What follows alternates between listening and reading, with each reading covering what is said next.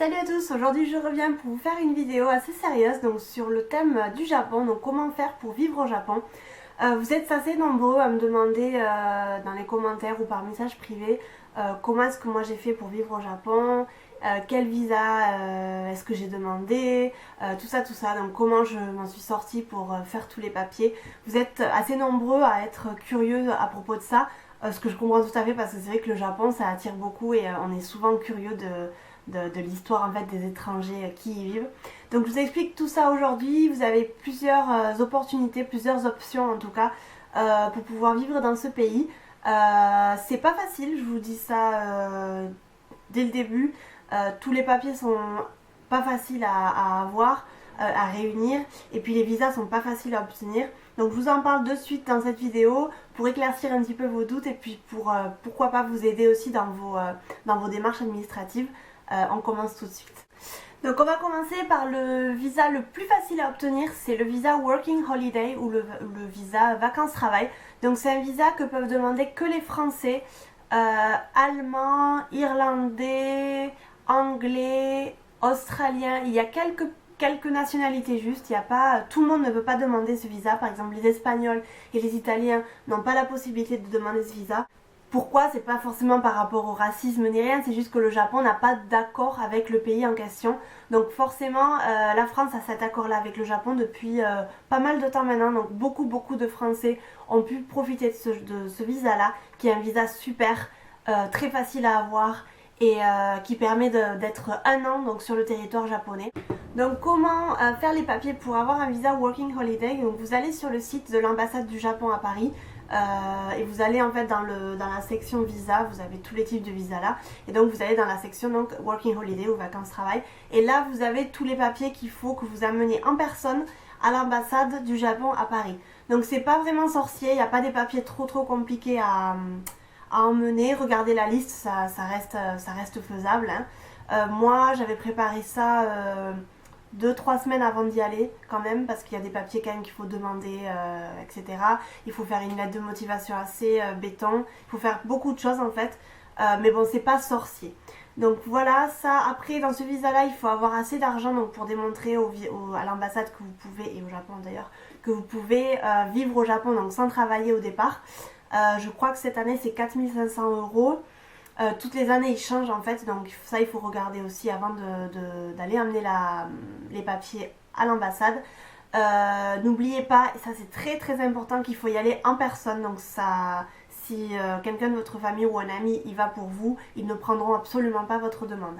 Donc c'est un peu chiant parce que moi quand j'ai demandé le visa, j'habitais à Londres, donc j'ai dû faire Londres-Paris 2 fois, donc pour amener le papier et ensuite une semaine après pour aller chercher mon visa. Donc j'ai dû faire ça 2 fois.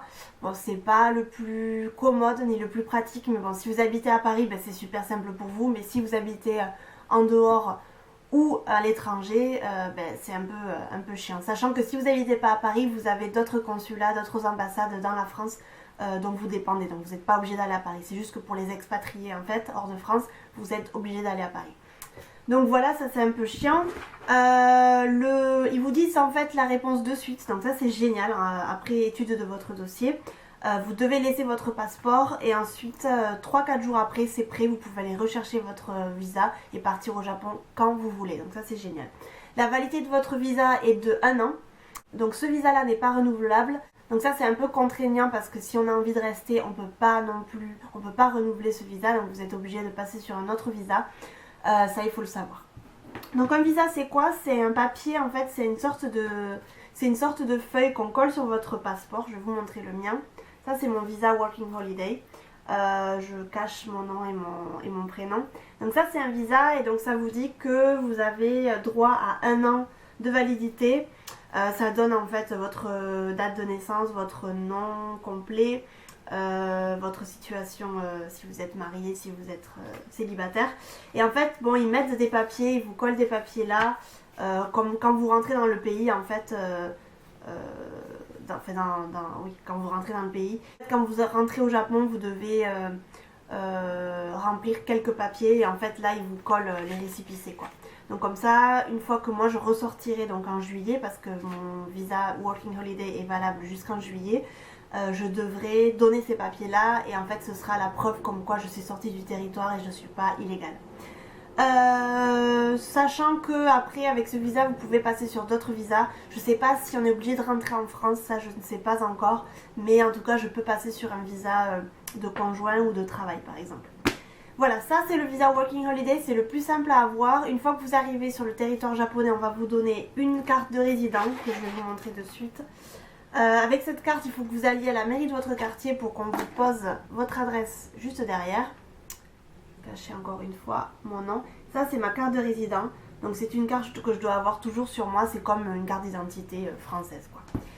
Voilà pour le visa Working Holiday qui est, je vous dis, le plus simple à avoir. Regardez les modalités sur l'ambassade, sur le site de l'ambassade parce qu'il y a pas mal de modalités. C'est un visa qui vous permet d'étudier, de travailler et de faire du tourisme. Donc c'est pour moi le meilleur des visas parce que vous pouvez faire ce que vous voulez. C'est pas comme le visa étudiant par exemple. Donc ça c'est génial, vous pouvez être pendant un an en train de faire du tourisme, vous pouvez être pendant un an en train d'étudier ou de travailler comme vous voulez, vous faites ce que vous voulez. Ensuite on va passer au visa étudiant. Donc le visa étudiant c'est aussi un visa assez facile à obtenir sauf qu'il vous faut beaucoup plus d'argent parce qu'il faut payer entre 1 an et 2 ans d'école de japonais, je pense que c'est cash il me semble. Généralement on demande des visas d'1 an mais ça peut se faire jusqu'à 2 ans, donc 2 ans d'études du japonais. Donc comment ça se passe? Allez encore une fois sur l'ambassade, sur le site de l'ambassade, vous avez toutes les modalités et tous les papiers à fournir. C'est un visa, comme je vous ai dit, de 1 an à 2 ans. Pareil, vous devez payer 1 an d'études, voire 2 ans d'études dans une école. Donc ça, c'est environ, ça peut être environ entre 6 000 et 10 000 euros. Donc c'est cher. C'est cher, c'est en tout cas de l'argent qu'il faut que vous ayez. C'est un visa qui vous permet de rester sur le sol aussi japonais et vous pouvez travailler à hauteur de maximum 28 heures par semaine il me semble, si je ne dis pas de bêtises. Corrigez-moi si c'est pas bon parce que je suis pas du tout sous ce visa là donc je ne sais pas. Contrairement au visa Working Holiday où on peut travailler le nombre d'heures qu'on veut, le visa étudiant je sais qu'il y a une limite. Donc je sais pas exactement combien c'est. Encore une fois sur le site vous avez vraiment toute l'info.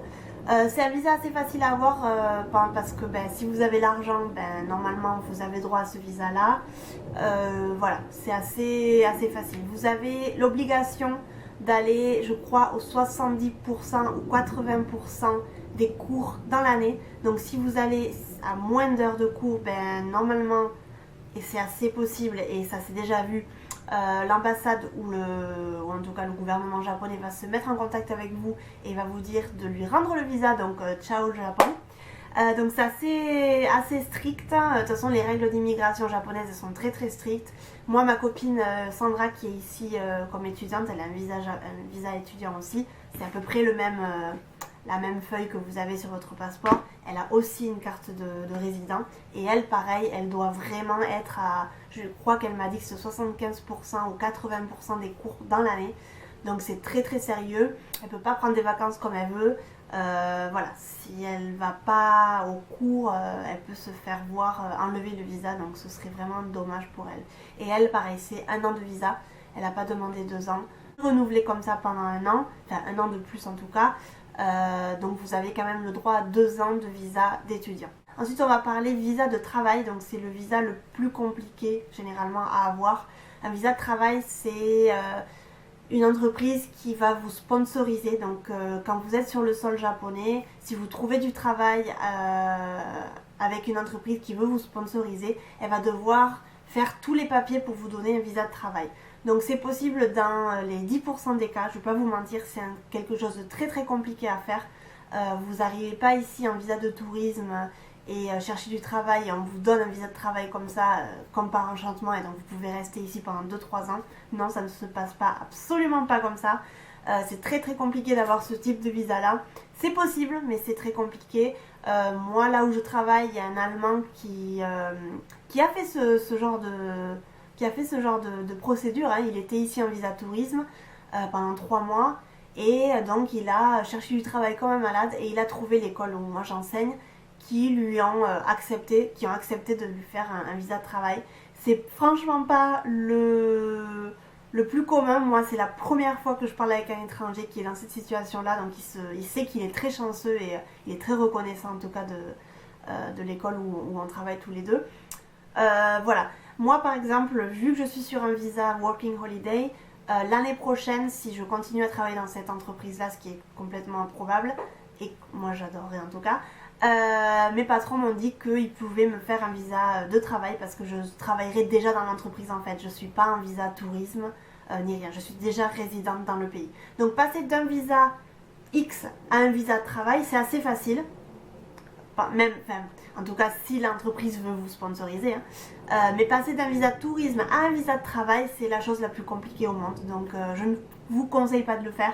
Je vous conseille en tout cas d'arriver avec un visa étudiant ou working holiday pour passer ensuite à un visa de travail dans l'entreprise dans laquelle vous avez travaillé pendant l'année. Ça c'est tout à fait possible. Working holiday ou étudiant et ensuite travail. Le visa de travail se renouvelle tous les ans, tous les 2 ans, tous les 3 ans si je ne dis pas de bêtises. Vous avez entre 1 et 3 ans je pense, voire 5 ans. Ça c'est l'entreprise qui le décide, donc des fois vous pouvez renouveler tous les années et ensuite vous allez devoir renouveler tous les 3 ans. Ça c'est complètement aléatoire. Je ne suis pas assez informée pour vous dire ça vraiment, pour vous confirmer ça. Donc je ne sais pas, un visa de travail c'est bien parce que ça vous permet de travailler autant d'heures que vous voulez. Et puis si vous avez un visa de travail pendant 2 ans par exemple, et si vous partez de l'entreprise dans laquelle vous travaillez au bout de 6 mois, le visa ne vous est pas enlevé. Donc ça c'est plutôt génial, de ne pas dépendre en fait de l'entreprise dans laquelle vous travaillez pour avoir ce visa là. Donc ça c'est super. Quatrième visa, et je pense que c'est facile à avoir si vous êtes en couple avec un japonais, n'allez pas vous marier avec qui que ce soit juste pour avoir ce visa là. Donc c'est le visa d'époux ou de conjoint, comme vous voulez. Donc ça c'est un visa super aussi. Ça c'est un visa qui s'obtient quand on se marie avec un japonais. Obtenez après votre mariage, donc assez rapidement aussi. Il faut que vous faites les papiers en fait dans les 2 pays, donc en France et au Japon. Si les 2 papiers sont faits et les 2 mariages sont reconnus dans les 2 pays, enfin le mariage est reconnu dans les 2 pays, vous avez droit à votre visa de conjoint. Pareil, c'est aussi un petit papier dans votre passeport. Il me semble qu'au début vous devez renouveler tous les ans, pareil. Et ensuite avec le temps vous pouvez renouveler tous les 4-5 ans. Il y a un moment où vous avez carrément la résidence permanente. Je ne sais pas du tout au bout de combien de temps, mais ce visa là est assez cool parce que vous avez totale liberté. Vous ne dépendez pas d'une entreprise, vous pouvez faire ce que vous voulez étudier, vous voulez travailler, vous faites ce que vous voulez pendant toute votre vie si vous voulez, parce que vous êtes marié, donc vous pouvez rester sur le sol japonais. Le seul bémol en fait de ce visa conjoint, c'est que vous ne pouvez travailler qu'à hauteur de 28 heures par semaine, donc ça me semble très macho. Surtout que c'est souvent des femmes qui viennent se marier avec un japonais, hein, on est bien d'accord. Moi ça me semble super macho parce que si j'ai envie de travailler 35 heures ou 40 heures, qu'est-ce que ça peut leur faire? Voilà, ça c'est très macho parce que forcément la femme a plus tendance à rester à la maison au Japon qu'en France, une fois qu'elle a des enfants ou une fois qu'elle est mariée. Donc pourquoi travailler 40 heures par semaine, hein, vous allez me dire. Voilà, moi ça je trouve que je suis pas complètement d'accord. Ce n'est que mon avis. 28 heures c'est déjà pas mal, hein, je ne vais pas vous cacher, mais surtout dans l'enseignement en tout cas, parce que dans l'enseignement on ne travaille pas plus de maximum 30 heures ici. Donc c'est pas mal 28 heures, hein, je vais pas vous cacher, mais je trouve ça un peu restrictif et un petit peu macho. Ensuite vous avez le 5e visa qui est le visa activité culturelle, donc qui est le moins connu et je pense le moins demandé. Donc c'est un visa qui vous permet d'étudier des activités culturelles comme les cérémonies du thé ou les arts martiaux au Japon. Je ne sais pas du tout la durée de ce visa là, je pense que ça dépend en fait de chaque mairie. Donc ça c'est en fait vous devez trouver votre stage, en tout cas votre travail, c'est pas vraiment un travail mais c'est genre des études de cérémonie du thé ou des études d'arts martiaux. Donc vous devez trouver ça dans la ville où vous voulez faire vos études, donc au Japon. Et en fait je pense que c'est eux qui s'occupent de tout et c'est eux qui vous donnent la durée du visa. Je pense que ça doit être 1 an, je sais pas.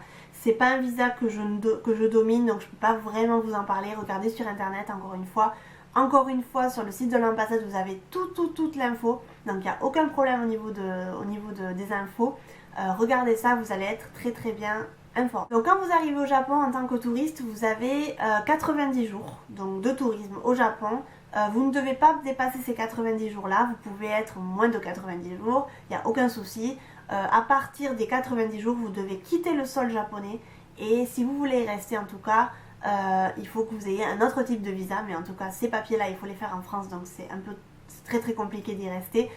Ne jouez pas au truc je vais faire l'illégal etc, parce que le Japon c'est méga strict et franchement ils jouent pas trop avec ces trucs là. Vous pouvez avoir une amende, vous pouvez même aller en prison.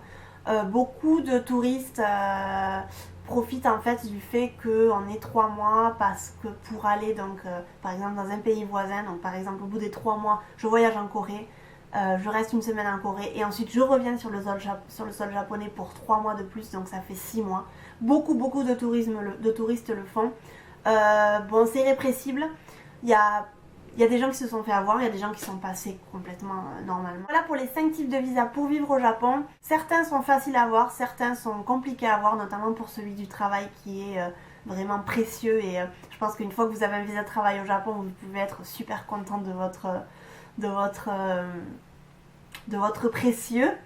Voilà, si vous avez des questions, n'hésitez pas à me les mettre dans des commentaires. Je voulais juste faire un petit disclaimer aussi. Beaucoup de gens me disent « Oh, t'as de la chance de vivre au Japon, oh là là, t'as trop de chance, etc. » J'ai pas de la chance de vivre au Japon. J'ai juste fait tous les papiers nécessaires pour demander le visa que je voulais. Et puis j'ai été acceptée, c'est tout. Tout le monde s'est apporté, vraiment de tout le monde. Ça m'a coûté de l'argent parce qu'il fallait que j'aille beaucoup à l'ambassade depuis Londres. Ça m'a coûté du temps et de l'énergie, mais au final c'est ce que je voulais faire. Donc n'oubliez pas que si vous avez un rêve ou si vous avez un objectif, travaillez sur l'objectif, travaillez sur le projet et vous allez forcément y arriver. C'est pas une chance qu'on a, c'est juste une envie de se battre et une envie d'avoir quelque chose au bout. N'hésitez pas, si vous avez un rêve ou si vous voulez vivre au Japon, de prendre le taureau par les cornes, de déposer votre visa, donc votre demande de visa à l'ambassade et vous allez voir que tout va super bien se passer. Voilà, j'espère que cette vidéo vous a plu et vous a surtout aidé pour vous avoir donné toutes les infos nécessaires. Si vous avez des questions, donc comme je vous ai dit, n'hésitez pas à les mettre dans les commentaires. Je vous dis à très bientôt pour une prochaine vidéo. Bye bye!